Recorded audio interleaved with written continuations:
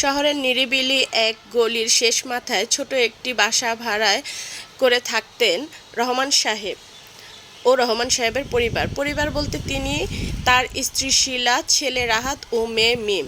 রহমান সাহেবের একটি বেসরকারি প্রতিষ্ঠানে ছোট চাকরি করতেন। বেতন খুব একটা বেশি ছিল না, কিন্তু সততার পরিশ্রমের কখনো কোনো ঘাটতি ছিল না। মাসের শুরুতে যখন বেতন পেতেন তখন মনে হতো সব সমস্যার সমাধান হয়ে যাবে, কিন্তু কয়েকদিনের মধ্যেই বাড়ি ভাড়া, বাজার খরচ, সন্তানদের লেখাপড়ার খরচ মিটিয়ে হিসাবের খাতাটা আরও ভারী হয়ে উঠত। তবু এই সংসারে অভিযোগের চেয়ে ভালোবাসাই ছিল বেশি।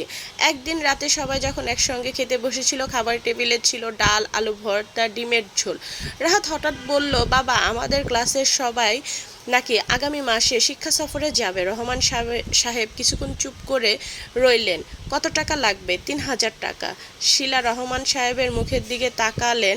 তিনি বুঝতে পারলেন এই টাকাটা জোগাড় করা সহজ হবে না, কিন্তু রহমান সাহেব হাসলেন। চিন্তা করিস না বাবা, তুই যাবি।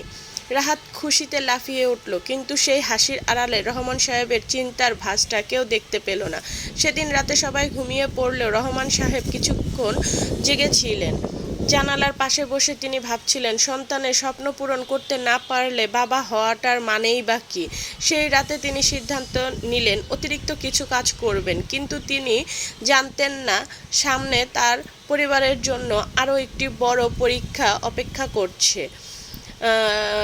রাহাতের শিক্ষা সফরের টাকা জোগাড়ের চেষ্টা এবং রহমান সাহেবের হঠাৎ জীবনে আসা এক কঠিন সংকট। পরের দিন সকালে থেকে রহমান সাহেবের ব্যস্ততা যেন একটু বেশি। অফিসের কাজ শেষ করে তিনি সন্ধ্যায় একটি ছোট দোকানে হিসাব নিকাশের কাজ নেওয়ার চেষ্টা করলেন। অতিরিক্ত কিছু আয় হলে রাহাতের শিক্ষা সফরের টাকাটা জোগাড় করা সম্ভব হবে।